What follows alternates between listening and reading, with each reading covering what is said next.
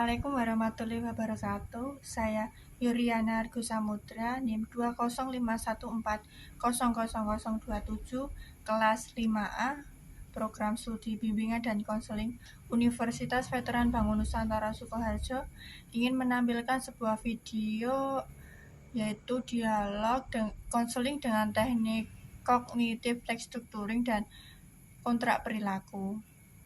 Tugas ini saya susun sebagai syarat salah satu mata kuliah strategi konseling. Untuk lebih lanjutnya, selamat menyaksikan video dari saya. Saya Salsabila sebagai klien.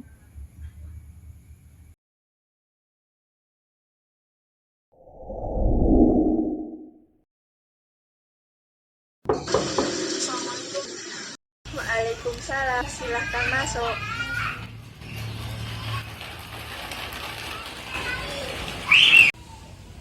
Mari Mbak, silakan duduk. Baik, terima kasih.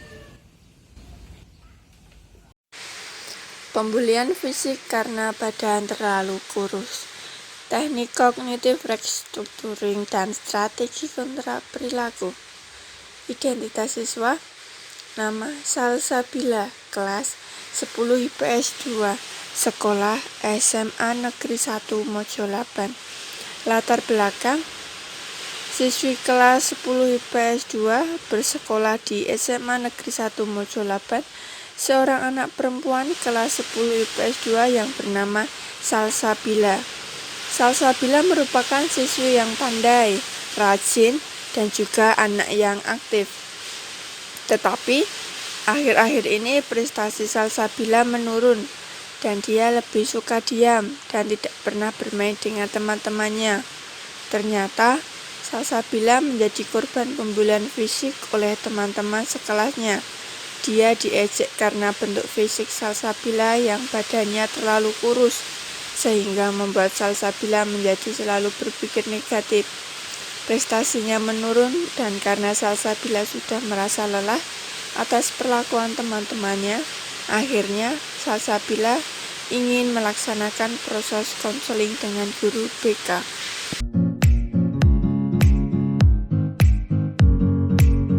Bagaimana kabarnya hari ini, Salsa? Sebenarnya saya sedikit kurang baik. Salsa ya, kalau Salsa itu anak siswi kelas 10 IPS 2 yang rajin dan pintar itu kan? Iya benar Bu. Kok Ibu bisa tahu? Siapa sih yang gak kenal sama Salsa yang cantik dan pintar? Ibu bisa saja. Oh ya, tadi kan Salsa bilang kalau Ibu boleh tahu ada masalah apa ya? Jadi begini Bu, sebenarnya saya ini mau cerita tapi bingung harus mulai. Kalau Ibu boleh tahu, sebelumnya Salsa pernah melakukan proses konseling? Belum pernah. Oh belum. Jadi gini ya, di sini Ibu akan menjelaskan dulu sebelum kita melakukan konseling. Proses konseling yaitu pemberian layanan yang secara profesional kepada konseling yang sedang terjadi suatu masalah. Selain itu, di proses konseling juga ada beberapa asas. Asas yang pertama yaitu asas kerahasiaan. Jadi Salsa nanti bercerita kepada Ibu tentang masalahnya, itu dijamin rahasia, hanya konselor dan konseling yang mengetahui. Jikalau ada orang lain yang mengetahui, harus ada persetujuan dari konseling. Lalu asas yang kedua yaitu asas kesukarelaan. Jadi untuk Salsa nanti bisa bercerita tanpa ada unsur paksaan dari orang lain. Jadi murni dari hati nurani Mbak Salsa. Lalu yang ketiga yaitu asas keterbukaan. Jadi untuk proses konseling nanti harus terbuka untuk masalahnya, tidak ada yang harus ditutupi. Untuk durasi proses konseling nanti 45 sampai 60 menit. Proses konseling ini konselilah yang akan menentukan pilihannya atau yang mengambil keputusan terhadap masalahnya. Sedangkan Ibu di sini sebagai konselor hanya memfasilitasi dan mendampingi Mbak Salsa selama proses konseling. Seperti itu, Mbak. Oh, jadi seperti itu. Sekarang saya jadi paham. Lalu Mbak Salsa ingin bercerita apa tentang masalahnya? Begini Bu, sebenarnya saya punya masalah dengan teman-teman saya. Saya itu dibully di kelas karena badan saya ini terlalu kurus sehingga mengakibatkan saya itu menjadi berpikiran yang negatif, lebih suka diam di dalam kelas, dan hal ini mengakibatkan saya prestasi saya itu menurun serta teman-teman banyak yang mengecewakan saya. Oh, jadi Mbak Salsa ini dibully oleh teman-temannya karena berbadan kurus sehingga menjadikan Mbak Salsa menjadi putus asa, pendiam, dan tidak mau berkomunikasi kepada teman-teman yang dikecilkan. Seperti itu. Ya, benar. Kalau Ibu boleh tahu, pembulian teman-teman terhadap Mbak Salsa seperti apa ya? Teman-teman saya itu mengejek saya seperti mengatakan diri saya itu terlalu sangat kurus karena kurang gizi, lalu malas olahraga dan sering jadi shaming. Tadi kan Mbak Salsa berkata kalau sempat berpikiran negatif karena pembulian dari teman-teman. Lalu berpikiran negatif seperti apa yang Mbak Salsa rasakan? Yang membuat saya berpikiran negatif itu perkataan teman-teman, karena badan saya yang kurus ini sudah keturunan dari orang tua saya, padahal saya itu sudah minum vitamin rutin, lalu makan yang banyak dan memenuhi asupan gizi agar badan saya itu terlihat gendut. Tadi Mbak Salsa bilang kalau sekarang sering merasa malas dan berdiam diri. Kenapa hal itu terjadi, Mbak Salsa? Begini Bu, sebenarnya saya bingung harus melakukan apa, karena kalau saya melawan, teman-teman saya itu badannya lebih dekat daripada saya yang kurus ini, dan saya tidak berani untuk melawan mereka. Karena itu saya pilih untuk menjauh dari mereka dan diam agar saya tidak dibully lagi oleh mereka. Karena hal itu saya menjadi kepikiran dan saya menjadi malas untuk belajar. Nampaknya Mbak Salsa sudah terlalu putus asa ya, sehingga malas untuk belajar dan mengakibatkan prestasi Mbak Salsa menurun. Iya Bu, benar, saya merasa putus asa. Lalu dalam proses konseling ini, apa yang diinginkan oleh Mbak Salsa?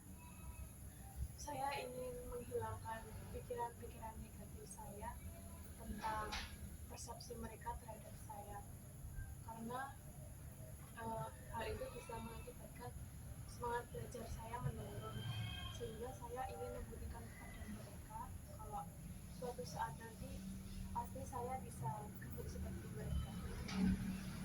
Baik, dalam proses konseling ini jadi Mbak Salsa ingin menyelesaikan masalahnya, yaitu menghilangkan pikiran negatif dan juga bangkit dari keterpurukan dan membuktikan kepada teman-teman bahwa Mbak Salsa bisa berprestasi lagi seperti dahulu. Seperti itu. Iya, benar Bu, begitu. Baiklah Mbak Salsa, dari permasalahan yang Mbak Salsa hadapi, Ibu bantu dengan strategi cognitive restructuring karena Mbak Salsa sering berpikiran negatif, dan juga strategi kontrak perilaku karena Mbak Salsa sering merasa malas untuk belajar. Apakah Mbak Salsa mengetahui apa itu cognitive restructuring dan kontrak perilaku? Belum tahu Bu. Cognitive restructuring adalah Mbak Salsa belajar mengubah pikiran negatif menjadi pikiran positif. Contohnya, Mbak Salsa yang merasa berpikir bahwa pembulian tersebut karena terjadi disebabkan oleh badan Mbak Salsa yang terlalu kurus, dan pikiran tersebut harus dirubah karena setiap orang pasti akan berubah sesuai prosesnya dan masalah kurus tersebut dapat dirubah jika Mbak Salsa mau untuk berusaha menggemukkan badan. Sedangkan strategi kontrak perilaku, jika nanti Ibu akan memberikan selembar kertas kontrak perilaku yang berisi perjanjian bahwa Mbak Salsa mau untuk merubah perilaku yang tadinya malas menjadi giat belajar. Dan apabila Mbak Salsa berhasil melaksanakan tersebut dengan baik, maka Ibu akan memberikan suatu apresiasi berupa hadiah. Tetapi jika Mbak Salsa tidak bisa untuk melakukannya, maka Ibu akan memberikan suatu konsekuensi. Oh, jadi begitu ya Bu, strategi cognitive restructuring dan strategi kontrak perilaku. Saya jadi bingung dengan pemikiran saya yang negatif ini dan sifat saya yang tiba-tiba menjadi pemalas ini. Iya Mbak Salsa, dan dalam proses konseling ini Ibu akan mempergunakan strategi ini untuk membantu menyelesaikan masalah Mbak Salsa. Apakah Mbak Salsa setuju? Iya Bu, saya setuju.